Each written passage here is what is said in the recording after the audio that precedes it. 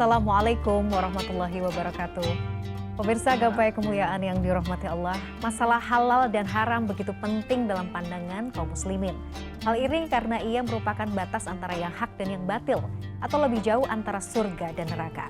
Mengetahui persoalan halal dan haram ini kelihatannya mudah sepintas, tapi kemudian menjadi sangat sulit ketika berhadapan dengan kehidupan keseharian yang kadang menjadi kabur. Sulit membedakan mana yang halal dan mana yang haram, atau bahkan menjadi syubhat karena tidak termasuk keduanya atau karena percampuran di antara keduanya. Lantas sejauh mana kita boleh menikmati yang halal dan apa dampaknya jika kita justru memakan harta yang haram? Nah pemirsa, insya Allah hari ini kita akan belajar dan mengkaji perspektif tasawuf dengan tema halal dan haram. Alhamdulillah seperti biasa sudah hadir bersama saya di studio ada gurunda kita semua, Kiai Haji Haris Hakam. Assalamualaikum Pak Kiai. Waalaikumsalam warahmatullahi wabarakatuh. Apa kabar hari ini Pak Kiai? Baik, alhamdulillah. Terima kasih sudah setia setiap weekend yang menemani kita untuk belajar bersama-sama terkait perspektif tasawuf. Dan bagi Anda pemirsa yang juga memiliki pertanyaan, Anda bisa mengirimkan pertanyaan Anda berupa teks maupun video melalui nomor WhatsApp yang tertera di layar kaca. Anda juga berkesempatan untuk bertanya langsung kepada Pak Kiai Haris melalui sambungan Zoom yang nanti akan ditentukan oleh tim Gapai Kemuliaan. Nah, kita langsung ke pokok bahasan kita hari ini Pak Kiai. Bicara halal dan haram. Dalam perspektif atau kacamata tasawuf, sebenarnya hakikat kenapa Allah kemudian menciptakan yang halal dan yang haram itu apa? Karena saya tuh kadang-kadang ada orang yang berpikiran begini. Kalau Allah mau sebenarnya Allah bisa menciptakan semuanya halal dan semua bisa dinikmati. Kenapa tidak demikian? Kenapa harus ada yang haram untuk kemudian menjelaskan yang haram gitu? Yang halal maksud saya. Ya. Silahkan. Bismillah walhamdulillah wassalatu wassalamu ala rasulillah amma ba'du. Mbak Mila dan para pemirsa dimanapun Anda berada, ketika dibedakannya manusia dengan diberikan akal, maka Allah juga memberikan kehormatan pada akal itu. Diberikan kehormatan pada akal itu sehingga fungsinya itu benar-benar maksimal. Halal dan haram itu sebenarnya pembanding. Ya, halal dan haram itu pembanding. Kita nggak bisa bilang emas itu mahal kalau kita tidak tahu loyang, kita tidak tahu dengan ya besi, kawat dan lain sebagainya. Nah, pilihan ketika orang memilih emas itu karena dia sudah bisa membandingkan, bukan maknanya diambil semua. Sama juga makanan, ketika dokter mengatakan, ahli kesehatan mengatakan ini yang bagus, ini yang memenuhi kriteria sehat. Yang ini tidak, jangan semuanya dimakan. Allah itu sebenarnya memberikan akal itu untuk membedakan itu. Kalau tidak dibedakan sama Allah, maka fungsi akalnya hilang. Nah, orang yang cerdas, orang yang pintar, yang mau menggunakan akalnya, maka dia akan mengikuti, ya akan mengikuti pada hal-hal yang halal itu tadi, otomatis. Karena halal itu tidak akan berjauhan dengan kebaikan dan hal yang menguntungkan. Begitu juga yang haram, dia berdekatan dengan yang jelek, dengan hal yang menjerumuskan. Nah, kalau ada orang mengambil dengan segala cara, itu berarti dia tidak menggunakan akalnya. Sederhana sekali. Dan nanti dia ketika kehidupannya dimasukkan kepada di neraka umpamanya, dia akan protes sama Tuhan. Tapi kalau dia sudah berpikir di sini bahwa itu tidak bagus, itu tidak sehat, itu menyengsarakan, itu berat pertanggungjawabannya dia lakukan, dia masuk neraka nggak protes. Karena dia sudah tahu. Itulah fungsinya dibuatkan halal dan haram itu. Hum hasabul yamin wa ashabus simal. Ada jalan kanan, ada jalan kiri. Kenapa pilih ke kiri? Jadi sebenarnya itu bagian dari hikmah Allah ya Pak Kiai? Jadi kalau orang mungkin bertanya, sebenarnya sasaran utama kenapa Allah menciptakan yang halal dan yang haram, selain itu tadi ya, karena supaya sebagai pembanding dan bahan untuk kita berpikir, itu seperti apa Pak Kiai? Nah, sasaran utamanya. Kan bisa jadi ya pada hal-hal tertentu itu ada yang dinaskan dalam Al-Quran, ada yang dinaskan di dalam hadis, ada yang dinaskan oleh para ulama berdasarkan kajian-kajian para ilmuwan, ya. Tetapi dalam hal-hal lain itu apa ukurannya? Nah, Nabi mengatakan fastafti kolbak. mintalah fatwa kepada hatimu. Ini adalah ukuran yang terakhir untuk kita mengatakan ini jelek, ini tidak bagus, dan ini tinggalkan. Ya, nanti insya Allah setelah ini kita akan tuntaskan. Nah itu, maksudnya fatwa hati itu yang seperti apa ya? Yeah. Apakah fatwa hati bisa menipu? Nah nanti kita bahas ya Pak Kiai ya. Pemirsa jangan kemana-mana, Gapai Kemuliaan akan kembali setelah yang satu ini.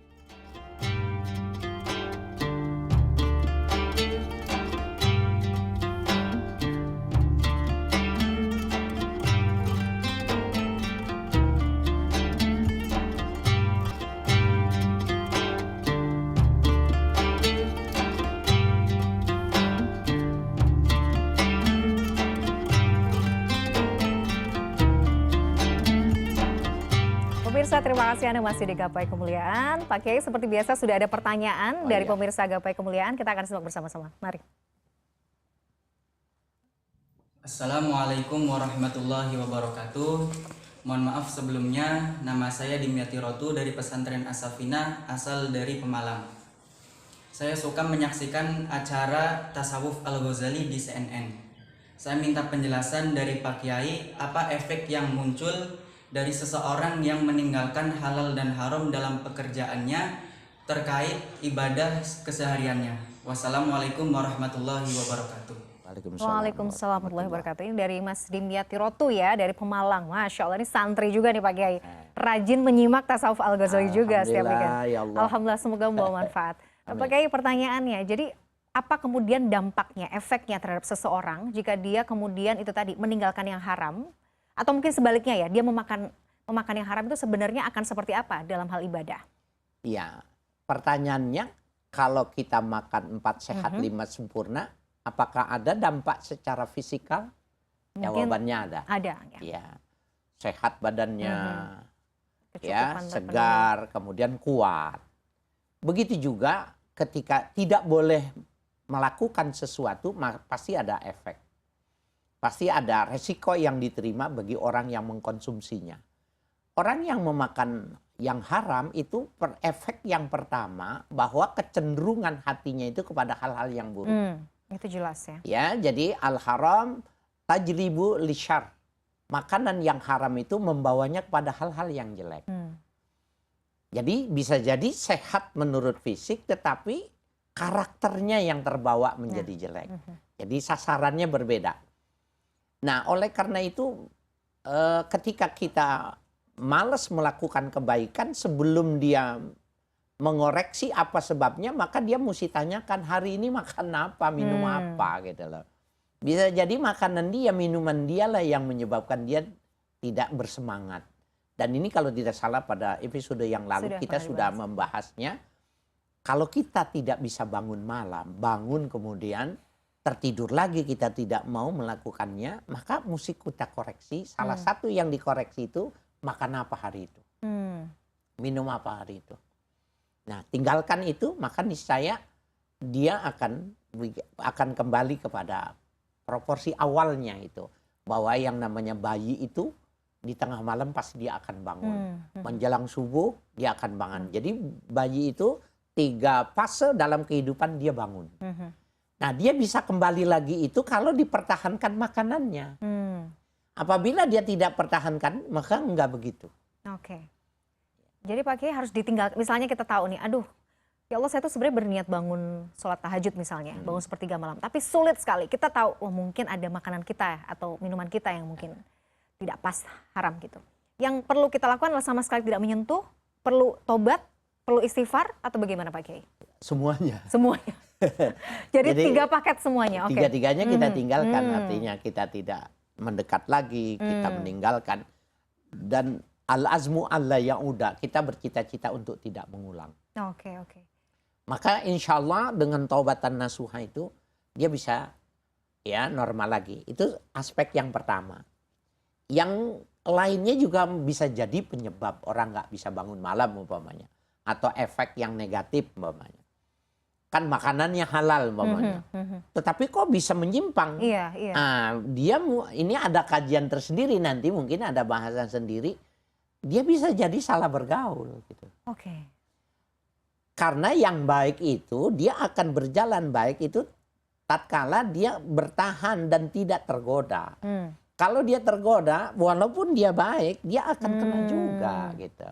Jadi faktor eksternal itu juga mempengaruhi. Internal, kita makan apa itu juga penting, memang salah satu yang terpenting. Tapi dengan siapa kita bergaul juga berpengaruh. Ya, itu insya Allah nanti kita ada bahasan itu tentang itu.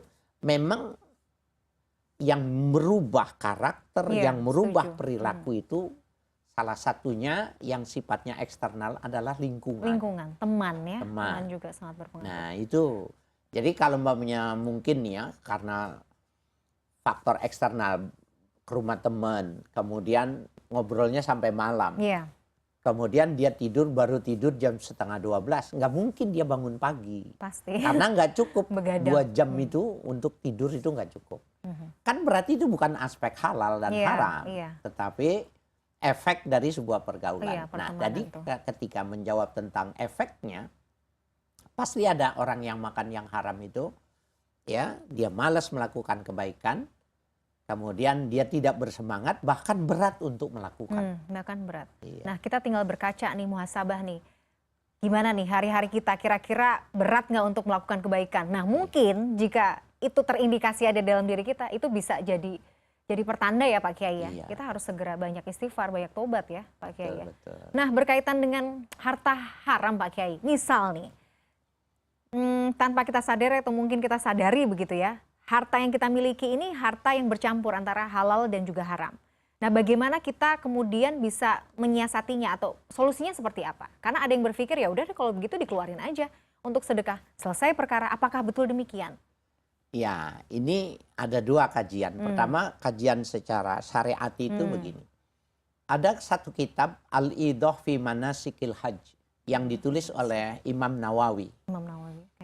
Jadi orang yang digambarkan di situ bagaimana orang yang pergi haji 10 juta umpamanya, tapi 2 juta uang haram. Nah, apakah dia tidak jadi berangkat haji gitu? Menurut Imam Nawawi berangkat saja. Nah, yang 2 juta itu pakai untuk ya biaya perjalanan, jangan dimakan. Sewa onta, kalau dulu berarti beri onta, buat makan onta gitu ya. Nah, yang lebihnya itu boleh dipakai untuk kegiatan. Artinya bukan berarti kalau dia punya kesempatan dia dengan alasan ada yang tidak halal kemudian dia tidak melakukan kebaikan, nggak boleh. Tetapi dia bisa memanfaatkan dengan cara yang semacam itu. Ini maksimalitas dari pemanfaatan uang yang haram. Ya, maksimalitasnya itu seperti itu juga. Ya, bahwa dia boleh memanfaatkan. Nah, Imam Al-Ghazali memberikan sebuah arahan tentang uang yang halal dengan yang haram itu begini. Ada orang tidak mau bekerja di negara. Jadi ASN tidak mau karena sumber pendapatan negara itu ya bukan cuma dari pajak, tetapi dari prostitusi, perdagangan yang ilegal, termasuk juga minuman, pabrik-pabrik minuman, kemudian ternak-ternak yang diharamkan itu masuk menjadi sebuah aset negara. Nah, seperti itu. Nah, bercampur baurnya yang halal dengan yang haram itu, apakah orang Islam itu harus menghindar? Kata Imam Ghazali, jangan. Jangan, karena yang jeleknya, yang haramnya itu lebih kecil dibandingkan dengan yang sumber-sumber pendapatan yang halal. Itu ibaratnya satu laut yang dituangi oleh kotoran, maka tidak akan memberikan pengaruh. Sehingga tidak perlu keluar dari pegawai negeri dari lantaran sumbernya itu ada ternak babi, ternak anjing, ada minuman keras dan lain sebagainya, masuk jadi aset pendapatan negara. Nah, karena dianggapnya itu membuat sebuah perbandingan, volumenya tidak sebanding, ya. Nah, jadi kan berarti pendekatan syariat dengan pendekatan sufi itu sama. Ya. Kita jangan kecuali pada yang lebih besar umpamanya. Kalau dia sumbernya lebih besar yang haram, maka kita boleh memilih pekerjaan, jangan melakukan yang itu. Tetapi kalau untuk pada konsep ASN ini di dalam kitabnya Imam Al-Ghazali sudah dibahas. Itu sudah termasuk lebih banyak dan nggak usah meninggalkan itu karena dia lebih kuat. Oke, apalagi jika misalnya resiko ketika meninggalkan pekerjaan itu jauh lebih besar ya Pak Kiai. Misalnya mungkin nggak bisa menafkahi keluarga, itu kan berat juga sih untuk jadi pertimbangan ya Pak Kiai ya. Bahkan dalam fikih juga nih, kalau ada ada toilet itu masuk ke satu wadah yang besar, kemudian tapi ada sumber lain, mandi dan lain sebagainya, cuci mobil, masuk pada ruangan itu. Ketika pertemuan daripada najis dengan yang suci itu terus berkembang, dalam hukum Islam secara syariat itu dilihat ta'muhu walaunuhu warihuhu. Ya, kalau rasanya tidak berubah, warnanya tidak berubah, ya artinya baunya tidak berubah, maka sebenarnya dia kembali ke asal. Ke asal, hukum asal ya, masih suci ya. Nah, jadi itu juga yang dijadikan dasar ya untuk menyatakan sesuatu halal dan haramnya sesuatu. Di samping nanti ya yang seperti tadi kita sudah bicarakan, hati juga bisa menjadi alat. Nah itu, fatwa hati kan meminta fatwa hati. Nabi mengatakan fastafti qalbak. Jadi kalau umpamanya kita belum sempat baca Al-Quran semua, belum sempat baca hadis semua, masalahnya di hadapan kita dan kita segera harus memutuskan itu, maka diam, kita istighfar sebanyaknya, istighfar, mohon petunjuk, kemudian kita tanya. Fastafti qalbak, minta fatwa hatimu. Ya. Nah, nanti mana ukurannya? Iya, apakah nanti jangan-jangan ini hanya kata Nabi matma'anna ilaihil qalbu fahuwa khairun. Kalau ada perasaan kita mengambilnya, kita melakukannya, itu akan memberikan ketenangan. Itu baik. Wa mahaka fi sadrika fahuwa syarrun. Tapi kalau kau melakukannya, memprediksinya itu akan begini, begitu dan jelek, ketahuilah itu jelek. Itu ya. Nah, ini alat yang bisa digunakan oleh akal dan budi, sehingga dengan ini dia bisa mendeteksi mana yang halal dan haram di luar yang dinaskan. Produk kan sekarang begitu luar biasa, banyak sekali. Makanan dan lain sebagainya, diam saja, tenang, ya, tawajuh, istighfar, mohon petunjuk, maka dia akan mengatakan yang benar. Pamila ke rumah temennya. Teman akrab nih, takut ketok pintu tidak ada, udah 3 kali salam kan sebenarnya mestinya pulang. Karena udah akrab, udah ketok terus, pintunya nggak dibuka, tinggal dikunci, maka berani kita dekat. Kemudian karena jauh jalan haus, kita minum, ada aqua beberapa kita minum. Dalam hati kita berani, pertama akrab. Yang kedua, jangankan cuma satu. Semuanya aku ambil, dia nggak bakalan marah. Itu menurut syariat boleh. Apabila kita kuat menganggap bahwa ini tidak akan marah si punya, itu halal hukumnya. Setelah kita minum, kan halal tuh ya menurut pandangan hukum. Tanya coba. Sebenarnya itu boleh nggak? Maka hatimu mengatakan nggak boleh. Iya. Jadi sebenarnya fatwa hati itu tidak akan mungkin membohongi. Nggak mungkin. Nggak mungkin ya Pak Kiai? Nggak mungkin. Kalau yang mungkin bisa mengaburkan fatwa hati itu apa? Kalau ditunggangi nafsu. Kalau ditunggangi nafsu. Ada obsesi, ada kepentingan, ya, ada pamrih. Pasti. Iya betul, pasti sih. Jadi kita tahu sebenarnya hati kecil kita itu menolak, tapi karena kita memiliki kepentingan, biasanya bodoh amat. Iya. Menarik ya. Nah, itu tadi menarik sih Pak Kiai. Misalnya kita sering dihadapkan situasi sehari-hari. Misalnya kita mau makan di restoran nih. Belum ada sertifikasi halal. Aduh, mau makan nggak ya? Bingung nih gitu. Itu kan kadang-kadang sering bahkan saya alami. Kita pengen makan apa, cuman karena bingung ini kayaknya belum ada sertifikasi halalnya. Harus bagaimana, apa yang harus kita lakukan? Dijawabnya nanti ya Pak Kiai ya, setelah jeda. Pemirsa jangan kemana-mana, Gapai Kemuliaan akan kembali sesaat lagi.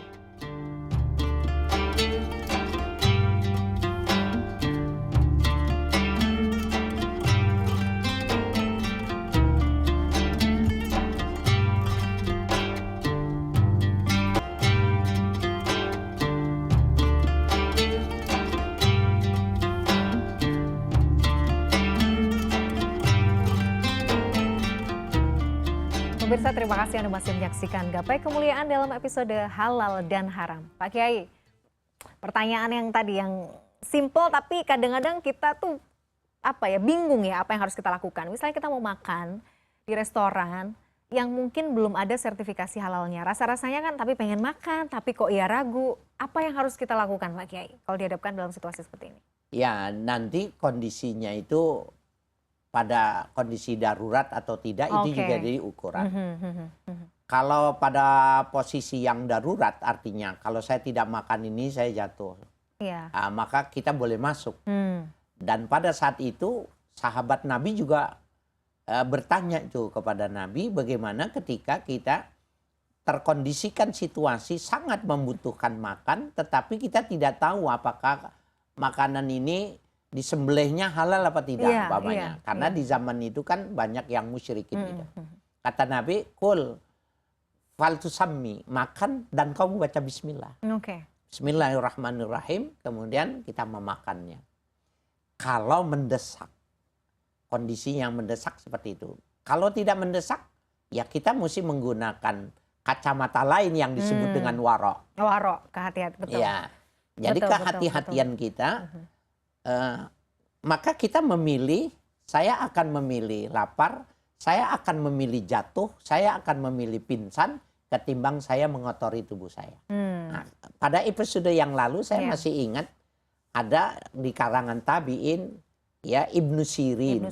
Ya yang terjatuh pada posisi mendekati rumah Rasulullah, kemudian dia diinjak oleh orang lain, dikhawatirkan akan merusak dan padahal Ibnu Sirin mengatakan aku jatuh karena aku lapar. Saking laparnya sampai jatuh. Artinya kan dia nggak mau memaksakan diri gitu untuk melakukan hal-hal yang bisa menutup ya makanan. Nah kecuali darurat. Dalam darurat itu syariat memperbolehkan memang. Tetapi orang-orang sufi nggak mau memanfaatkannya. Dia lebih memilih untuk tidak mengotorkan walaupun resikonya mati. Wow. Itu butuh tekad dan komitmen yang luar biasa kan Pak? Jadi kalau kita mau masuk ke restoran, kita di tempat-tempat yang negaranya tidak muslim, tidak ada label halalnya, dua, mau pakai kacamata syariat, kalau sudah darurat baca aja bismillahirrahmanirrahim. Kecuali memang di dalam menunya ada yang diharamkan, maka kita jangan melakukan. Jadi misalnya memang dijual makanan-makanan yang sudah disebut gitu ya. Itu jangan, akan lebih baik kita jika pindah. tidak. Maka kita beli jangan kan maksa, saya pernah masuk gitu. Waduh, ternyata ada hidangannya itu. Udah aja pesen minum kemasan. Itu paling aman ya. Kemasan dalam macam-macam itu. Maka dengan setelah itu kita bayar, kita pergi, kita cari tempat yang lain. Nah, kalau dalam keadaan darurat, ini nggak ada lagi dan kita tidak tahu dan lain sebagainya, ya sudah baca bismillahirrahmanirrahim. Itu jangan lupa, itu syariat. Tapi kalau menggunakan kacamata sufi, tasawuf, enggak. Dia pilih mati. Daripada dia mengotorinya. Tinggal pilih yang mana ya Pak Kiai? Iya. Kalau Pak Kiai pilih yang mana? Iya, saya ingin berusaha konsekuen dengan kajian kita. Masya Allah, iya betul. Kan sebenarnya susah kita nih ya, kalau menyampaikan itu. Dan saya menjadi orang yang masuk kabura maqtan indallah antakulu ma la taf'alun. Murka Allah itu kepada orang yang mau mengatakan tapi tidak mengamalkan. Masya Allah. Jadi nggak enak jadi ustadz itu Mbak Mila. Kata siapa enak ya Pak Kiai? Iya berat. Kalau Oke. cuma bagus untuk orang lain maka dia seperti lilin. Tapi tubuhnya terbakar. Ya kata Nabi jangan seperti lilin. Ya mestinya kasams. Ya dia uhulinasi walinapsi. Matahari itu dia bisa menerangi dirinya dan menerangi orang lain tanpa terbakar. Itu tadi ya. Susah jadi ustadz. Iya, berat betul. Jadi apa yang disampaikan tuh harus konsisten ya, sejalan dengan apa yang dilakukan. Nah Pak Kiai bicara soal, kita kembali lagi. Kalau haram iya kita jelas semuanya kita sepakat harus ditinggalkan. Tapi kalau untuk yang halal itu sebenarnya ada batasan nggak? Atau kita boleh sekenyang-kenyangnya, sesuka-sukanya menikmati yang halal? Kalau dalam konsep tasawuf itu ada batasan nggak sih Pak Kiai?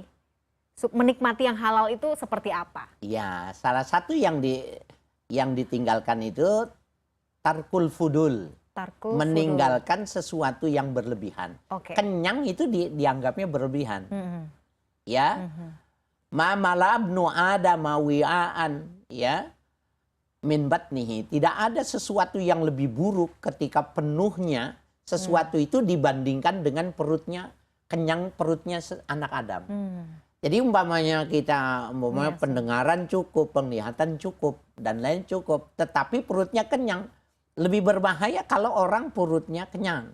Jadi kalau umpamanya matanya kenyang melihat yang jelek, itu ada efeknya? Nggak ada. Mendengar yang jelek itu ada efeknya? Nggak ada.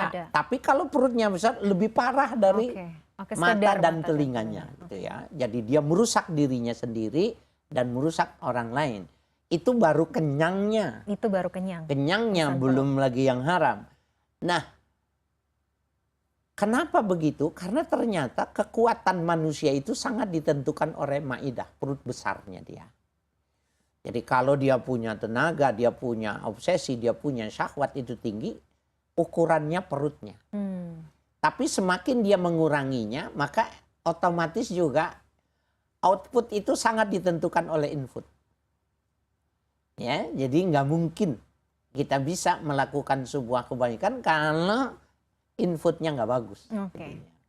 Jadi kalau ingin punya output yang bagus ya Pak Kiai, perhatikan betul apa yang masuk dalam tubuh kita. Dan itu kan kalau ditanya, kenapa sih begitu kuat? Ya larang itu. Karena memang Allah sendiri di dalam salah satu ayatnya mengatakan, kulu washrobu wala tusrifu. Makan apa saja, minum apa saja, wala tusrifu, tapi jangan berlebihan. Ini oleh para ulama dikatakan ra'su kulli da' al-batan. Pangkal semua penyakit itu di perut. Ya, nah sumber penyakit semuanya adanya di perut. Ini penyakit fisik. Tapi kalau penyakit yang psikis itu kenyang. Perut juga, tapi bukan apa yang mungkin dimakan, tapi halal cuma penuh. Ada efeknya juga. Hati kalau mau ditanya, misalnya jadi keras. Nah, pernah kita bahas juga kan Pak Kiai. Betul. Pak Kiai, terakhir nih sebagai penutup juga. Kalau sekarang masih ada orang yang berjibaku dengan harta yang haram, sambil mungkin beranggapan ya tidak masalah lah ya, kan maksudnya toh saya juga masih hidup nyaman, saya masih enak-enak aja, semuanya terasa nyaman gitu. Itu bagaimana ya? Kadang kita ingin mengingatkannya bagaimana ya Pak Kiai? Ya, ketahuilah itu sebabnya hatinya sudah hitam. Kalau dia hatinya belum hitam, maka dia tidak mengatakan itu. Dan kita mestinya banyak mendekat sama dia, kita kasihan sama dia. Maka diajak kepada sebuah pembanding. Ya, jadi ajak dia kepada situasi pembanding. Yang beda dari keseharian dia. Maka nanti dia akan bertanya banyak. Nah, itu pendidikan itu dakwatul af'al itu mengajak kepada perbuatan khairun min dakwatil lisan. Itu lebih bagus ketika kita ngajak. Tapi kita ajak jalan, maka di situ dia akan mendapatkan banyak pelajaran. Pelajaran itu lebih bagus karena memang yang rusak hatinya. Jadi menyentuh hatinya itu lewat perbuatan, dengan penglihatan. Penglihatan, betul. Bukan dengan lisan. Sebab dia sudah tertutup. Betul. Itu tadi ya. Karena itu tadi kan kadang-kadang mungkin memakan harta yang haram jadi hatinya pun juga tertutup. Sudah hitam. Tapi bukan berarti setiap orang nggak bisa berubah ya Pak Kiai ya? Iya, insya Allah. Masya Allah Pak Kiai. Terima kasih atas ilmunya. Ini menarik sekali, tapi waktu juga yang harus memisahkan kita. Insya Allah nanti kita akan sambung di episode berikutnya. Sekali lagi terima kasih. Sangat bermanfaat ilmunya. Pemirsa, usai sudah perjumpaan kita hari ini dalam program Gapai Kemuliaan. Semoga tausiah kita kali ini bisa menambah hasanah ilmu kita, menjadikannya bermanfaat, dan yang paling utama, menambah ketaatan kita kepada Allah Azza wa Jalla. Saya Meladia Rahma dan juga Kiai Haji Harisakam pamit. Terima kasih atas perhatian Anda. Insya Allah kita akan jumpa lagi pada episode berikutnya. Wabillahi taufiq wal hidayah. Wassalamualaikum warahmatullahi wabarakatuh.